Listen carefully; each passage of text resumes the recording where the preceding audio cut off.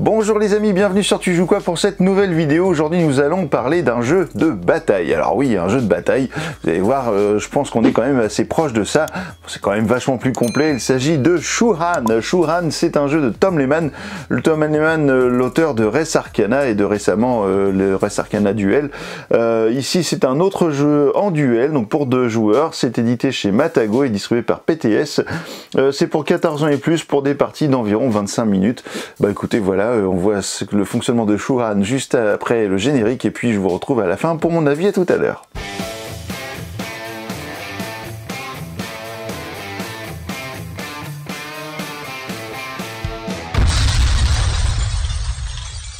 Voici le matériel de Shu-Han. Alors, quel est le but de ce jeu? Eh bien, vous allez enchaîner différents tours de différentes manches jusqu'à ce qu'il y ait un joueur qui atteigne les 31 points qui sont représentés sur ce dragon. Voilà. Alors, comment ça va se passer? Vous allez avoir, eh bien, 15 cartes par joueur. Et oui, 15. Et on peut perdre 15 cartes. Eh ben oui, on peut les perdre les 15 cartes, mais là, surtout, on les a. Et du coup, vous allez avoir ici 12 cartes dans la pioche et 4 cartes que vous allez placer dans l'autre sens, dans le sens horizontal, que personne ne va pouvoir piocher. Ce sont des cartes qui vont être sorties du jeu. Pourquoi? Parce que vous avez des cartes qui vont de 0 à 9 et vous allez avoir 9 cartes de valeur 1, 8 cartes de valeur 2, etc. jusqu'à atteindre la valeur 9 qui sera seulement de une carte, ainsi que le 0 qui sera une carte joker qui ne sera que dans un seul exemplaire. Le principe du jeu, c'est qu'à chaque fois, vous allez jouer une série de cartes. Par exemple, je vais jouer 4 cartes de valeur 1 et mon adversaire sera obligé de jouer 4 cartes, mais ce ne sera pas 5 ou 3, obligatoirement 4, d'une valeur supérieure. Voilà, il ne pourra pas jouer des 1 également, il sera obligé de jouer au-dessus. Sauf parfois, vous allez voir qu'il y a des petites cartes avec des pouvoirs qui vont vous permettre de changer un petit peu la base des règles, mais en gros, c'est ça. À partir du moment où un joueur va avoir épuisé sa main complètement sur la table, eh bien, il va marquer des points par rapport au nombre de cartes qu'il reste dans la main de l'autre joueur. À savoir que ça vaudra 1 point par carte, mais vous ne pourrez jamais gagner plus que 5 points. Donc, même si votre adversaire a 10 cartes, vous ne gagnerez que 5 points. Et vous avez des petits jetons ici, des petits jetons d'écret qui vont vous rapporter également des points si votre adversaire en a à la fin lorsque vous allez arriver à sortir. L'initiative au début de la partie sera donnée au joueur incarnant le jeton noir, le jeton Han, puisqu'il est, à 0 point de victoire, alors que le joueur Shu aura déjà 1 point de victoire dès le début de la partie. Alors on va regarder un petit peu qu'est-ce que j'ai comme carte, on va essayer de les classer pour pouvoir s'y retrouver. Alors évidemment là je le fais à vue, vous vous doutez bien que je ne le ferais pas à vue si j'avais un adversaire réel en face de moi. Donc là je vais mettre les 5 avec les 5, les 2 avec les 2, etc. Alors là, je vous ai classé toute ma main dans l'ordre croissant. Évidemment, ne faites pas forcément ça parce que ça va donner des indications à votre adversaire par rapport à ce que vous avez dans les mains. Donc là, je pourrais commencer, par exemple, à jouer une seule carte 1 si je le souhaite. D'ailleurs, vous voyez ici les petits carrés, ça représente en fait le nombre de cartes qui existent de 1 en fait dans le jeu. Donc il y a 9 petits carrés parce qu'il y a 9 cartes 1. Donc si je joue une carte 1, mon adversaire va devoir jouer obligatoirement une seule carte de valeur supérieure et on va enchaîner comme ça jusqu'à temps que plus personne ne puisse mettre de cartes de valeur supérieure et vous allez donc à un moment donné devoir passer. Le truc c'est que lorsque vous passez, vous cédez en même temps l'initiative à l'autre joueur. Donc si à un moment donné le joueur met un 9 et que je peux pas être au-dessus du 9, puisque évidemment les cartes vont de 0 à 9, je vais devoir passer et du coup je vais lui céder l'initiative, donc c'est lui qui va engager derrière.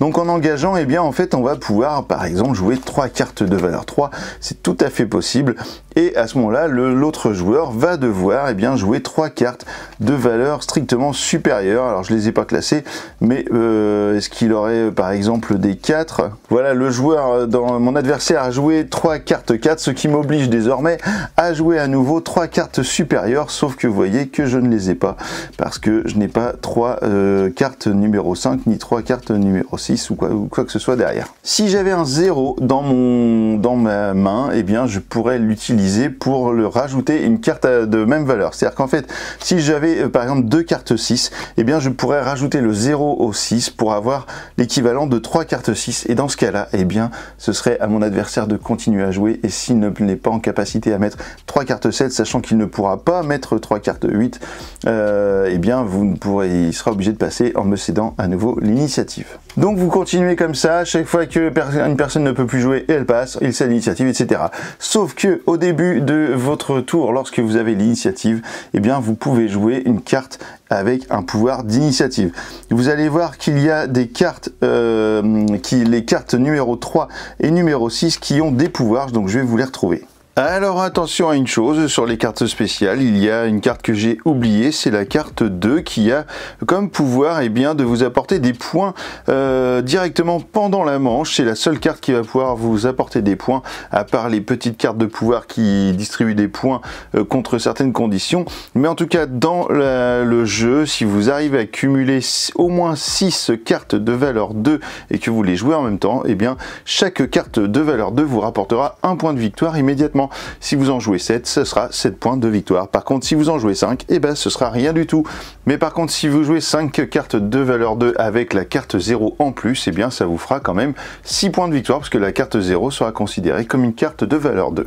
Voilà, donc comme je vous le disais, les cartes 3 et les cartes de valeur 6 ont des pouvoirs associés, et vous allez donc, lorsque vous avez l'initiative, pouvoir jouer certaines cartes avant de jouer qui auront l'inscription initiative. Celle-ci, par exemple, va vous permettre de récupérer dans la défausse une carte de rang 1 à 5. C'est-à-dire que lorsque je vais jouer cette carte, si on était dans le cas du présent juste avant, où j'avais mis 3 cartes de valeur 3 et ensuite 3 cartes de valeur 4, si dans ma main j'avais 2 cartes de valeur 5, j'aurais pu aller chercher, si je suis persuadé qu'il y en a une carte 5 dans la défausse pour l'ajouter à ma main et pouvoir continuer à répondre au niveau du jeu.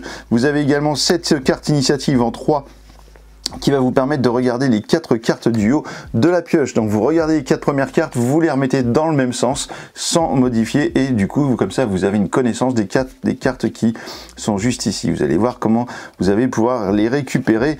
Et au niveau initiative, on a encore une seule carte qui sera celle qui va nous permettre de défausser une carte. Donc on défausse une carte lorsqu'on joue la carte initiative, et du coup peut-être potentiellement on aura peut-être gagné la manche. Voilà, donc ça c'est pour l'initiative. Donc lorsque j'ai l'initiative, je peux jouer une carte comme celle-ci, et je peux également aller chercher un jeton décret pour piocher 2 cartes. Il y a 12 cartes d'accessibles ici. S'il y a 6 jetons décret, 2 cartes par jeton, je mets un jeton dans ma zone de jeu et je récupère 2 cartes que je rajoute à ma main. Ça me permet d'avoir un petit peu plus de cartes pour pouvoir faire des combos plus intéressants. Lorsque vous allez avoir épuisé tous ces jetons décret, il n'y aura plus de cartes ici à part les 4 qui vont rester ici. Plus personne ne pourra les récupérer. Voilà, ça c'est pour récupérer des cartes en cours de partie. Et donc vous avez les cartes pouvoir que vous allez pouvoir jouer avant de placer votre mise de cartes. Par exemple, celle-ci, la numéro 3, également, on va passer toutes les cartes de numéro 3 qui nous permet de jouer des cartes différentes au rang le plus bas. Ça veut dire quoi? Ça veut dire que si mon adversaire, par exemple, a placé 3 cartes de valeur 3, je suis obligé de placer 3 cartes identiques de valeur 4, 5, 6 ou 7, parce qu'après il n'y a plus assez de cartes. Ou alors 8, mais avec un 0 qui est ici, qui permet de rajouter une carte pour faire un joker. Je vais pouvoir, grâce à cette carte, jouer par exemple une carte 4, une carte 8 et une carte 9. Et je vais les jouer, et ce sera donc la force de mon trio de cartes sera équivalent à la force de ma carte la plus basse, autant dire la numéro 4. Si dans un cas de figure comme ça, je ne pourrais pas jouer un numéro 3 avec un 6 et un 5 par exemple, ou un 7, parce que ma carte la plus basse étant un 3, il faudrait que je sois strictement supérieur à la mise qu'a fait le joueur précédemment. Voilà, donc ça peut vous aider en cours de partie. Ici, vous allez pouvoir répondre avec une série du même rang. Donc si on prend encore notre trio de 3, si j'ai un trio de 3 dans la main, je peux jouer cette carte, et à ce moment-là, je vais pouvoir jouer un autre trio de 3. Alors ça peut être valable avec n'importe quel trio, ou n'importe quel combo de cartes. Si mon adversaire met 4 cartes de valeur 1, je joue cette carte-là avant, en disant, je joue cette carte pour son pouvoir, et je vais pouvoir mettre à nouveau dessus un quatuor de cartes numéro 1, et mon adversaire sera obligé de répondre à cela. Vous allez également pouvoir passer pour avoir l'initiative. Le rival gagne 3 points de victoire. Donc voilà, vous passez pour l'initiative, mais par contre votre rival gagne 3 points de victoire. Ensuite, on a encore une carte 3 qui permet d'annuler un pouvoir. Imaginons qu'un joueur joue un pouvoir, j'ai ça dans ma main, c'est une carte réaction, j'ai le droit de la jouer même si ce n'est pas mon tour de jeu, et j'annule le pouvoir que le joueur est en train de mettre en place. ça il a un petit peu le seum. Sauf que s'il a dans sa main cette carte-là qui permet en réaction d'annuler l'annulation, eh bien l'annulation de mon adversaire sera mise dans la défausse et je vais quand même pouvoir utiliser mon pouvoir. Enfin, on va finir par des cartes 6. Vous allez pouvoir passer, doubler les points de victoire pour le reste de la manche. Donc ça veut dire que si vous gagnez les points de victoire, elles seront doublées jusqu'à la fin de la manche. Vous allez pouvoir jouer cette carte 6 comme un rang 10 contre le 9. Voilà, si vous jouez eh bien, une seule carte par exemple, et que vous montez, votre adversaire monte jusqu'au 9, et bien avec ce 6, vous pouvez l'utiliser comme un 10 face à un 9. Voilà, s'il utilise un 8, vous ne pouvez pas le faire, mais si mon adversaire joue un 9, je peux enchérir ici avec un 10 par-dessus. Et enfin, la dernière carte, je vais pouvoir ignorer une réponse, par contre, je vais offrir un point de victoire à mon adversaire. Qu'est-ce qui se passe? C'est-à-dire que, imaginons que mon adversaire mette 4 cartes d'une valeur 2, eh bien, je n'ai pas de valeur, je n'ai pas de quoi jouer. Donc, soit je vais chercher un décret pour essayer de récupérer des cartes, mais j'en récupère que 2, donc c'est pas évident. Soit je vais jouer cette carte, et à ce moment-là, je vais forcer mon adversaire à rejouer par-dessus son quatuor de cartes. S'il ne peut pas le faire, il va céder, et puis, enfin, il va passer et me céder l'initiative. Voilà, c'est comme ça que ça va se passer pour jouer à Shuhan.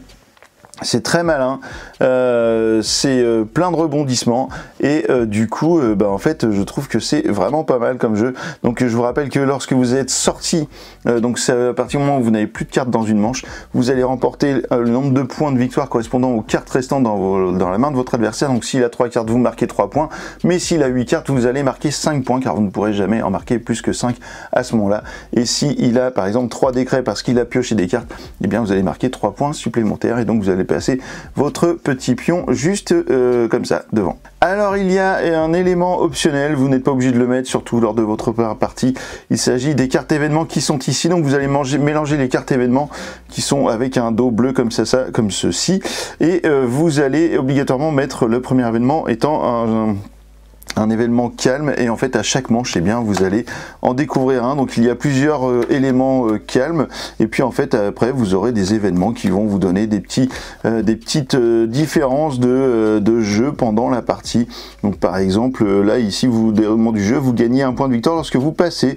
Voilà, bon bah ça peut être voilà une chose qui va changer la donne et qui peut-être vous obligera à passer peut-être à des moments où vous ne l'auriez pas forcément fait. Donc ça, ce sont pour les événements. Vous avez également eh bien, une campagne qui se joue avec un livret de campagne, et puis vous avez des cartes avec une boîte ici qui est fournie. Voilà, je fous tout en l'air. C'est une petite boîte en carton qui va vous permettre d'emmener votre jeu un peu partout si vous voulez le balader plutôt que de prendre la grosse boîte. Vous avez eh bien, des règles, des résumés de règles ici, des aides de jeu, et vous avez également des compteurs de points. Alors c'est un peu bon, c'est un peu spécial, hein. Vous allez comme ça faire avancer des cartes, mais ça vous permet d'éviter d'emmener le dragon si vous devez emmener votre jeu dans un train ou quelque chose comme ça. Voilà, et bah écoutez, on se retrouve dans un instant pour mon avis sur Shuhan. À tout de suite. Alors voilà, vous savez désormais comment fonctionne Shuhan. Alors qu'est-ce qu'on en a pensé au niveau du matériel et des illustrations? On est sur quelque chose de très très joli, les illustrations sont très très belles, en plus déjà rien que la boîte elle est magnifique.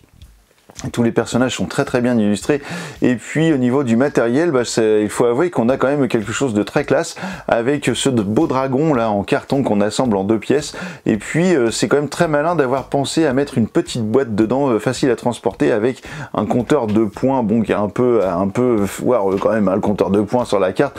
Si vous avez un portable, il y a quand même des applications pour compteur de points qui marchent quand même mieux que ça, mais au moins ça a le mérite d'exister, et du coup bah, ça c'est plutôt pas mal.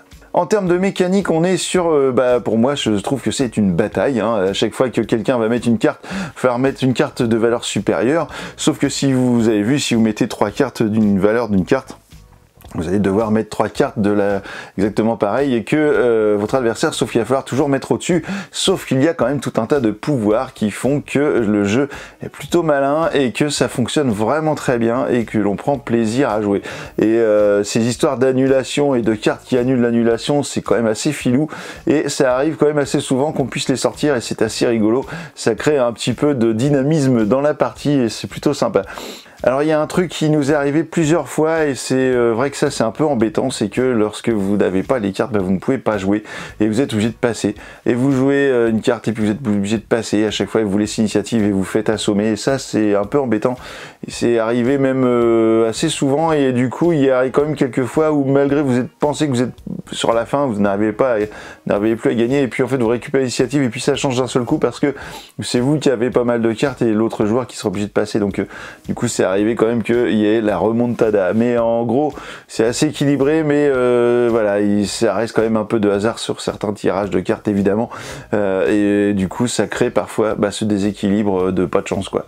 En tout cas, Shuan est relativement un très bon jeu. Nous, on a passé des très bons moments avec. Je vous conseille d'essayer ça parce que si vous aimez les jeux à deux, les petits jeux en duel et tout, il y en a plein cette année. D'ailleurs, on vous a fait une sélection avec Stéphanie des jeux à deux là, qui était dernièrement sur la Saint-Valentin. Celui-là, il aurait pu être dans la sélection, mais il est arrivé plus tard, donc il n'en fait pas partie. En tout cas, Shuan, c'est une bonne pioche et je vous conseille, voilà, d'essayer ça.